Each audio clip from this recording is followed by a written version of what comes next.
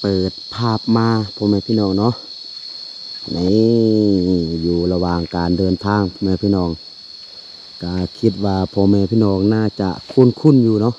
เฉพาะเส้นทางซ้ายนี่พ่อแม่พี่น้องเลยเนาะเป็นเส้นทางที่ว่าครูดอยมาบ่อยมาหลายเทื่อมาตลอดพ่อแม่พี่น้องเนาะแต่ว่าเดี๋ยวนี้ก็คือโดนที่ว่าครูดอยบ่ได้มาเส้นทางซ้ายนี่พ่อแม่พี่น้องเลยเนาะก่อนอื่นกะกราบทักทายสบายดีและสวัสดีเด้อบรรดาพ่อแม่พี่น้องเนาะบอกว่าจะอยู่ในประเทศและก็ต่างประเทศกะขอยินดีต้อนรับเข้าสู่ซ่องครูดอยอีกคือเก่าคือเดิมพ่อแม่พี่น้องกะเดี๋ยวนี้ครูดอยอยู่ระหว่างการเดินทางก็คืออยู่ที่เมืองพร้าวดมแขวงบ่อแก้วเนาะกำลังที่ว่าจะไปอยู่ที่บ้านแกนคำเมืองพร้าวดมพ่อแม่พี่น้องเลยเนาะกะโดนเติบที่ว่าครูดอยบ่ได้มาพ่อแม่พี่น้องเนาะแล้วก็ในคลิปนี้ก็คือครูดอยจะพาพ่อแม่พี่น้องไปเบิ่งน้องอูน้องอีนเนาะว่าน้องอูน้องอีนกลับจากเมืองกลับจากสวนกล้วยแล้วหรือบ่พ่อแม่พี่น้องเลยเนาะก็นับตั้งแต่นางยัดก็คือไปจีนหรือว่าไปประเทศจีนแล้วก็น้องอูกับน้องอีนก็ไปอยู่กับน้องสาวต่างเมย์เขาน้องยัดเนาะแล้วก็พากันไปอยู่ที่สวนกล้วยจีนอยู่ที่เมืองพ่อแม่พี่น้องเนาะก็ส่วนก่อนหน้านี้เนาะก็คือครูดอยเบาดำแล้วก็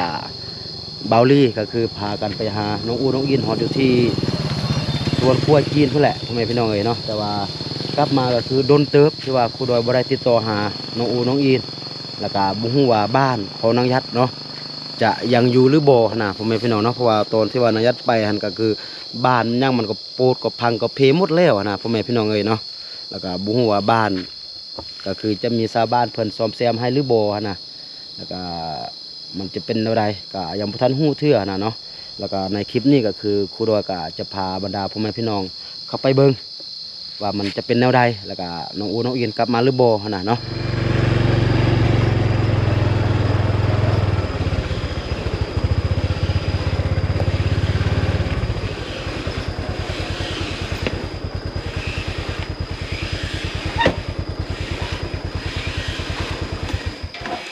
หอดแล้วพ่อแม่พี่น้องเนาะก็คือเหือนโคนางยัดก็คือบ่เรือพ่อแม่พี่น้องเนาะก็ตัวนี้เป็นน้ำบ่อก็สายโซกสายไฟน่าจะอย่างอยู่นี้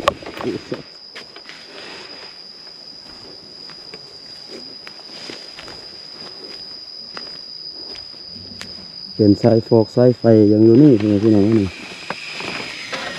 ขอน้ำได้น้ำก็น่าจะยังอยู่นี่พ่อแม่พี่น้องเลย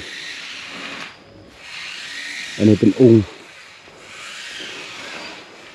ก็น่าจะว่างเปล่าพ่อแม่พี่น้องเลยเนาะ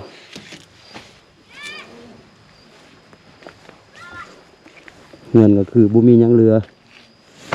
ส่วนตัวนั้นน่าจะเป็นเฮือนของลูกชายน้องชายของนางยัดพ่อแม่พี่น้องเลย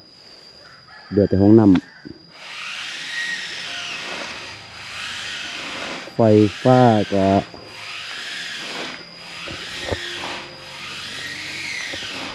นี่เนาะเกิดนำมาไว้อยู่บนนี่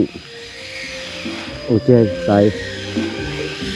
โอ้โหโชคดีพี่พ่อแม่พี่น้องเลย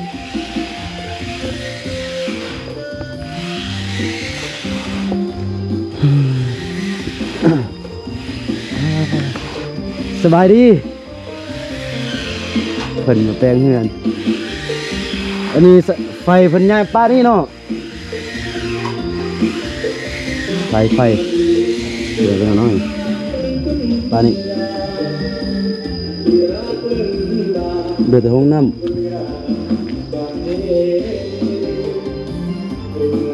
หัวตะนางเล็กบ่มีเลยตะนางเล็กหายไปหมดเลยเฉพาะตะนางหายไปหมดเรือแต่ลัก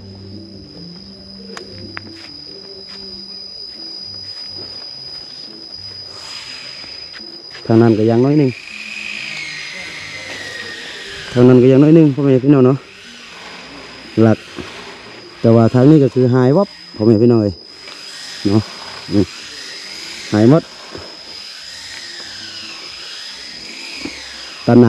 างเล็กก็คือหายหมดพ่อแม่พี่น้องเนาะคนบ่อยู่ตะนางก็หายบ้านก็บ่เหลือ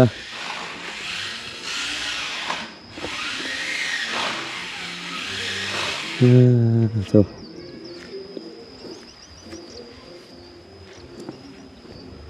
เสียดายข้าวของที่ว่าผู้ใหญ่ใจบุญเพิ่นซื้อให้เฮ็ดให้พ่อแม่พี่น้องเอ้ยเนาะนี่เหลือแต่องค์น้ำบ่อแล้วก็กับห้องน้ำแล้วก็ไฟฟ้าก็ยังแต่ว่าเพิ่นเอาไปปะอยู่ห้องน้ำพ่อแม่พี่น้องเอ้ยเนาะแล้วก็ส่วนไดน้ำก็ยังมีอยู่สายไฟก็ยังอยู่นี่อยู่พ่อแม่พี่น้องเนาะเดี๋ยวเราค่อยไปถามหาเนาะว่าน้องน้องอินได้กลับมาแล้วหรือบ่นะเนาะ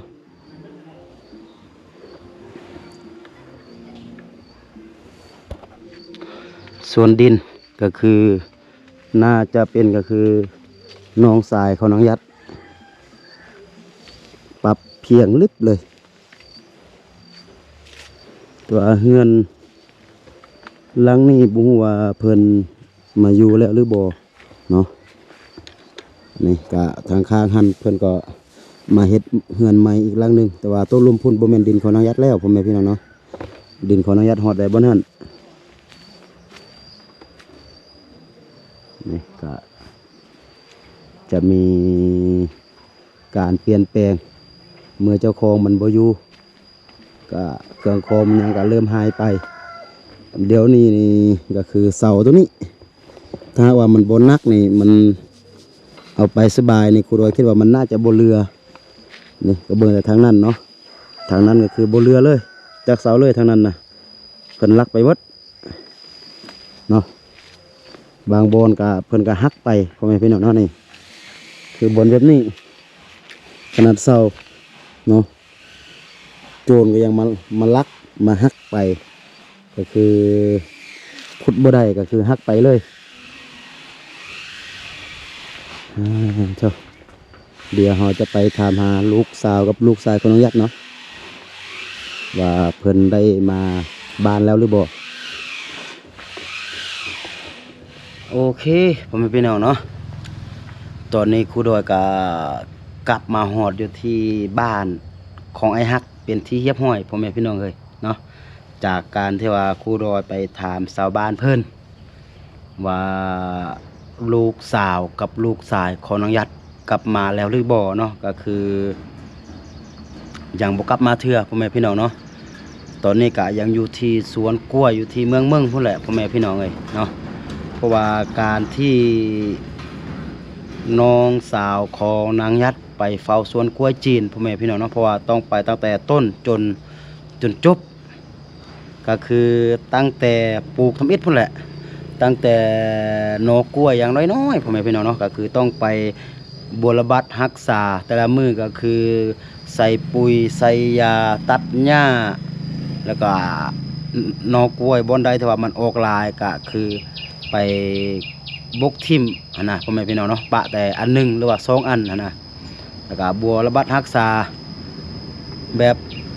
โอ้โถบ่ให้ว่าเลยเพราะว่าครูเราก็ผ่านจุดนั้นมาก่อนนะพ่อแม่พี่น้องเนาะเพราะว่าครูเราก็เคยไปก็เคยรับจ้างอยู่สวนกล้วยคือกันนะก่อนที่ว่ากล้วยมันจะใหญ่แล้วก็มีดอกเนาะมีดอกก็ไปเด็ดดอกเด็ดแล้วก็เอาโฟมใส่เอาถุงยางซุปแบบนั้นนะพ่อแม่พี่น้องเนาะก็คือต้องได้เฮ็ดครบทุกขั้นตอนเนาะ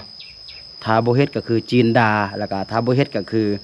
กล้วยมันบ่สมบูรณ์แล้วก็กล้วยมันก็จะมีเชื้อราแบบนี้นะพ่อแม่พี่น้องเนาะก็คือต้องได้ทนุถนอมก็คือลำบากพ่อแม่พี่น้องเอ้ยอยู่ที่สวนกล้วยเพราะว่าครูรอยเคยผ่าน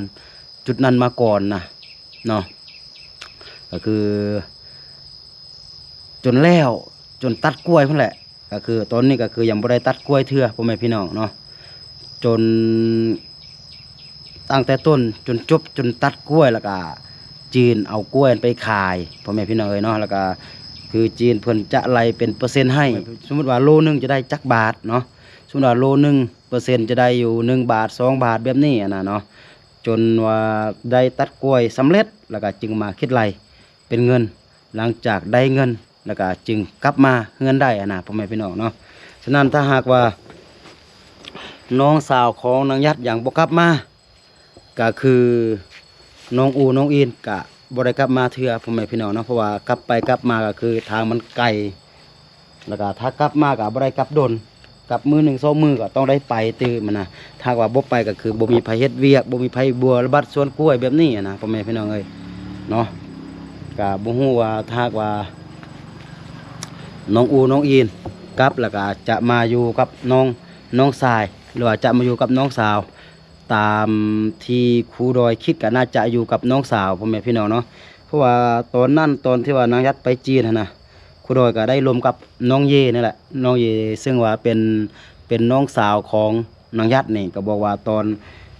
นางยัดหันบ่มีผัวตอนที่ว่ายังบ่ได้รับการช่วยเหลือจากทีมงานของพวกเฮานะเนาะก็พาลูกให้ห้องบ่มีหยังหั่นแหละตั้งแต่คือพ่อแม่พี่น้องได้เห็นตั้งแต่บ่าวดำบ่าวลาวไปเห็นนั่นแหละเนาะแล้วก็มีแต่น้องสาวของนางยัดนี่แหละ2 คนพ่อแม่พี่น้องเนาะเพราะว่านะนางยัดมีน้องชายคนหนึงแล้วก็น้องสาวต่างแม่อีก2 คนก็มีแต่น้องสาว2 คนนั่นแหละที่ว่าคอยเอาข้าวเอาน้ำแล้วก็ซื้อ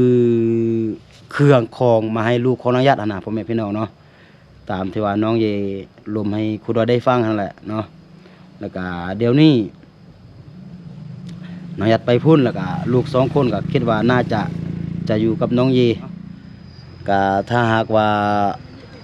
น้องอูน้องอินกลับมายามใดครูดอยก็ค่อยมาอัปเดตค่อยมาทายให้กับบรรดาพ่อแม่พี่น้องได้เบิ่งว่าสภาพน้องอูน้องอินตอนนี้จะเป็นจังใดหลังจากที่ว่าเฮาบ่ได้เห็นก็คือเกือบปีพ่อแม่พี่น้องเนาะก็บ่ฮู้ว่าน้องอูน้องอินเพิ่นจะเปลี่ยนแปลงไปแนวใดเนาะก็ตามที่เฮาไปเห็นอยู่ที่สวนกล้วยตอนนั้นพ่อแม่พี่น้องเนาะก็คือน้องอินเนี่ยก็คือเปลี่ยนแปลงในทางที่ดีก็คือมีความรับผิดชอบหลายขึ้นแล้วก็มีความสะอาดหลายขึ้นก็คือเอาน้องแบบนี้นะพ่อแม่พี่น้องเนาะตอนแรกก็คือต้มน้ำให้น้องอาบแบบนี้นะเนาะก็คืออยู่กับน้องได้นะเฉพาะน้องอินนะเนาะเพราะว่าสถานการณ์มันพาให้น้องอินต้องเฮ็ดแบบนั้นส่วนน้องอู้ก็ยังมอมแมมคือเก่ายังบ่ฮู้ความคือเก่าแต่ว่าเดี๋ยวนี้ก็คือผ่านไปเกือบฮอดปีบ่ฮู้ว่าน้องอูน้องอินเพิ่นจะเป็นจังไดเนาะถ้าว่าน้องๆเพิ่นกลับมาเดี๋ยวครูดอยค่อยมาอัปเดตให้กับบรรดาพ่อแม่พี่น้องได้เบิ่งภายหลังแต่ว่าสำหรับมื้อนี้ก็คือเฮาบ่ได้เห็นเพราะว่าน้องๆเพิ่นยังบ่ได้กลับถ้าว่ายังบ่ตัดสวนกล้วยยังบ่ได้ขายกล้วยก็คือยังบ่ได้กลับมาเนาะ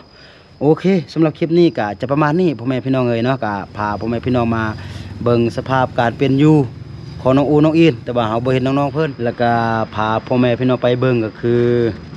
ข้าวของที่ว่าผู้ใหญ่ใจบุญเพิ่นซื้อให้นางยัดเนาะก็คือเฉพาะตะนางเล็กก็คือหายเป็นที่เรียบร้อยพ่อแม่พี่น้องเนาะยังเหลือแต่เสาปูนเนาะแล้วก็สำหรับบ้านก็คือไทยบ้านเพิ่นม่างเป็นที่เรียบร้อยบ่เหลือหยังแล้วก็เฉพาะไฟฟ้าก็คือไทยบ้านเพิ่นดึงมาปะอยู่ในห้องน้ำพ่อแม่พี่น้องเนาะแต่บ่ฮู้ว่าไฟฟ้าต้นนั้นคือทาง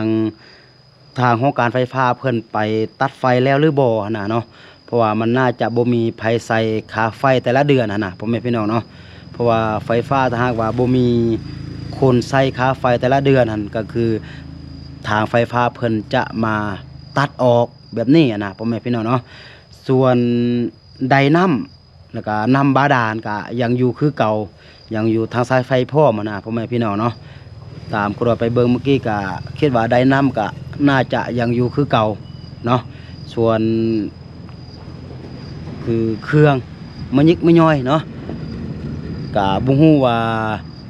ไทยบ้านเพิ่นจะเอาไปไว้ใส่เนาะเป็นประเภทเครื่องนุ่งเป็นผ้าห่มผ้าเสื้อแบบนี้นะเนาะก็บ่ได้ฮู้รายละเอียดพ่อแม่พี่น้องเอ้ยเนาะเพราะว่าน้องอูน้องอินกับบ่อยู่นะเนาะก็ตัวนี้เป็นผลของการตัดสินใจของนางยัดแต่ว่าเอาพัว แล้วก็ไปอยู่ประเทศจีนเลยเฮ็ดให้ครอบครัวต้องเป็นแบบนี้แม้กระทั่งบ้านดินไปยังกะสุดท้ายกะจะกลายเป็นของคนอื่นพ่อแม่พี่น้องเอ้ยเนาะเพราะว่าน้องอูน้องอินกะอย่างน้อยนะอย่างบ่ได้ฮู้ไม่ยังเทื่อแบบนี้นะเนาะโอเคสำหรับคลิปนี้กะจะประมาณนี้พ่อแม่พี่น้องเนาะสุดท้ายนี้ครูดอยกะขออวยไสพรให้หมดทุกคนที่ว่าเข้ามาเบิ่งคลิปนี้จงอยู่ดีมีแห้งอยู่ดีมีสุขเนาะคิดสิ่งใดปรารถนาสิ่งใดกะขอให้สมดังใจปรารถนาสำหรับคลิปนี้ครูดอยต้องขอตัวลาไปก่อนเนาะสบายดี